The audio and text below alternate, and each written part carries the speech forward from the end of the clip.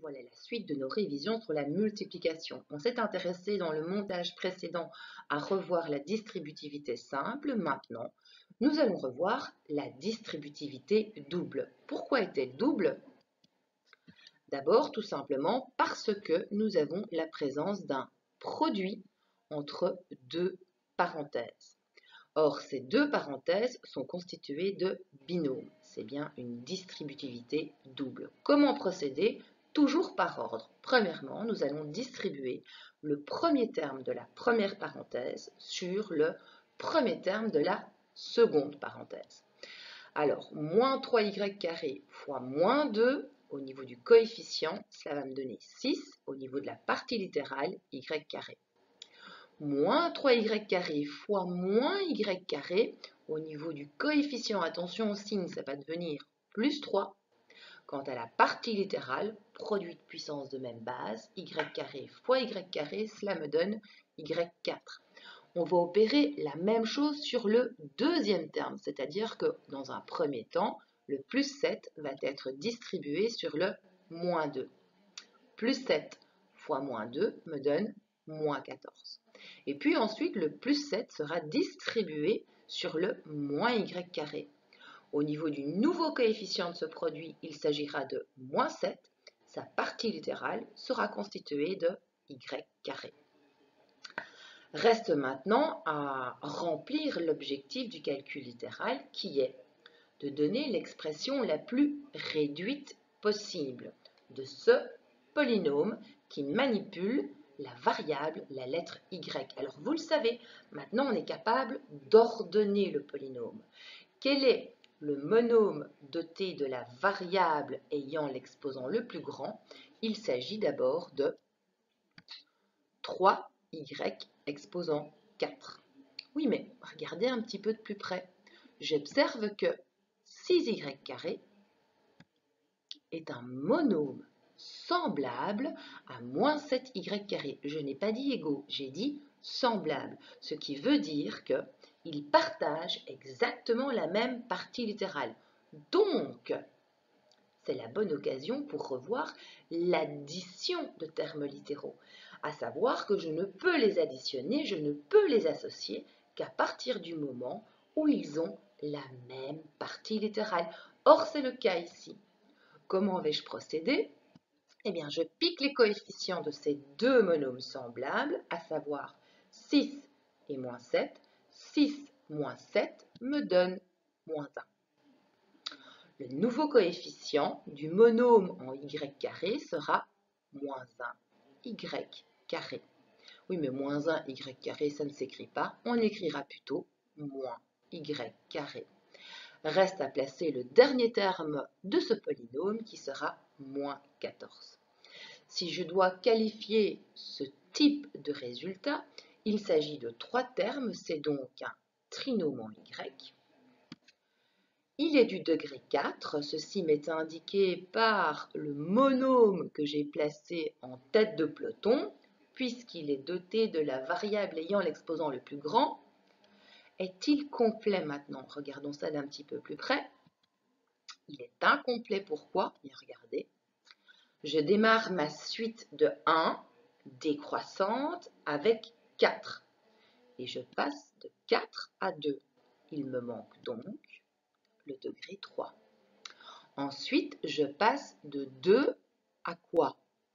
Vous allez me dire à rien. Oui, vous vous souvenez, quand il n'y a rien, souvent c'est qu'il y a 1. Donc finalement, si je devais lui accorder une partie littérale à ce moins 4, ça ne serait rien d'autre que y exposant 0. Vous vous souvenez? N'importe quoi exposant 0, sauf 0. Ça me donne toujours 1. Or, ici, je passe du degré 2 au degré 0. Donc, il me manque le degré 1. Le moins 14. Au niveau du vocabulaire, on va s'y intéresser d'un petit peu plus près. Le moins 14, c'est le terme qui est sans lettres. Eh bien, en réalité, on l'appelle le terme indépendant. Oui, mais je peux lui associer une partie littérale à condition de l'élever à l'exposant nul. Eh bien, il portera également le nom de monôme de degré 0. troisième variante, on peut aussi l'appeler le monôme constant. Autre exercice, à nouveau je dois effectuer cette double distributivité entre ces deux binômes. Première des étapes, je vais distribuer moins 2a sur moins a. Coefficient positif, il s'agira de 2, a fois a va me donner a carré. Je perds le même travail en partant de moins 2a, mais ce coup-ci je le distribue sur le deuxième terme de ma deuxième parenthèse. Moins 2a fois plus 1. Au niveau du coefficient, il sera négatif, il s'agira de moins 2. La partie littérale sera constituée de a. Ensuite, je perds le même travail en prenant le deuxième terme de ma première parenthèse. Je vais distribuer moins 3 sur moins a. Le coefficient devient positif au niveau de ce produit, plus 3. La partie littérale sera a. Et enfin, je distribue moins 3 sur plus 1, ce qui va me donner moins 3. Reste maintenant à ordonner ce polynôme et à vérifier s'il n'y aurait pas des monômes dits semblables afin de les réduire. Alors, je commence avec le monôme de t de la variable ayant l'exposant le plus grand. Je vais donc démarrer avec 2a carré. Ensuite, j'observe que j'ai deux monômes semblables, à savoir moins 2a plus 3a, puisque ces deux termes ne diffèrent que par leur coefficient. Ici, je dois opérer une association de ces deux monômes. Je pique d'abord leurs coefficients respectifs. Ça oriente le calcul que je vais devoir opérer. Moins 2 plus 3 me donne 1. Le coefficient du deuxième terme sera donc plus 1 quoi? Je l'accompagne de la partie littérale commune à ces deux monômes. Évidemment, plus 1a, ça ne s'écrit pas.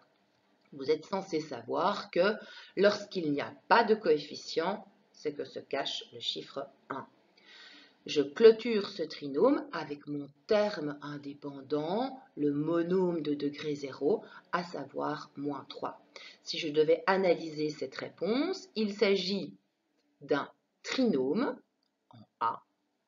Il est de quel degré? Eh bien, du deuxième degré. C'est annoncé par le monôme de t de la variable ayant l'exposant le plus grand. Est-ce qu'il est complet? Eh bien oui, il est complet. Pourquoi? Alors, si on reprend la réponse de cette double distributivité, je démarre ma suite en 1 décroissante avec le degré 2. Va suivre le degré 1 et va suivre le degré 0. C'est donc bien un trinôme de degré 2 complet. Dernier petit exercice de double distributivité. Alors, vous le voyez, à nouveau, on a bien un produit entre deux parenthèses. On va d'abord s'attaquer au premier terme de la première parenthèse et le dispatcher sur le premier terme de la deuxième parenthèse. 2a carré b fois moins a carré b, ça me donne d'abord moins 2 pour nouveau coefficient. Et attention, au niveau de la partie littérale qui se constitue de deux variables, je commence avec a4 suivi de b carré. Ensuite, je distribue toujours ce premier terme au niveau de la première parenthèse sur le deuxième terme de ma deuxième parenthèse. Au niveau du coefficient, il sera positif, ce sera plus 6. Au niveau de la partie littérale, on conserve a carré b. Je perds le même travail avec le deuxième terme de ma première parenthèse. Moins 1 va être distribué sur moins a carré b. Au niveau du coefficient, ça va me donner plus 1. Au niveau de la partie littérale, elle est conservée, a carré b. Et enfin, je distribue moins 1 sur plus 3, ce qui va me donner moins 3. Reste maintenant à réduire, s'il est possible de le faire, ce polynôme. Or, c'est le cas. Je vais d'abord recopier le monôme qui est doté d'une variable ayant l'exposant le plus fort et qui est répétée, c'est-à-dire la variable a. Je démarre donc avec moins 2 à 4 b carré, suivi de quoi? Suivi de l'association de ces deux monômes, puisqu'ils sont semblables, je peux les réduire.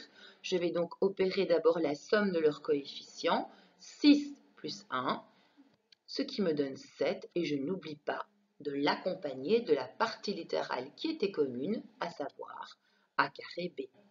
Et enfin, je clôture ce trinôme par la valeur moins 3. Ici, s'il fallait analyser ce type de réponse, c'est une réponse qui se constitue de 3 termes. C'est donc bien un trinôme. On pourrait préciser qu'il manipule les lettres A et B, mais on se contente tout simplement de stopper l'analyse là. Pourquoi?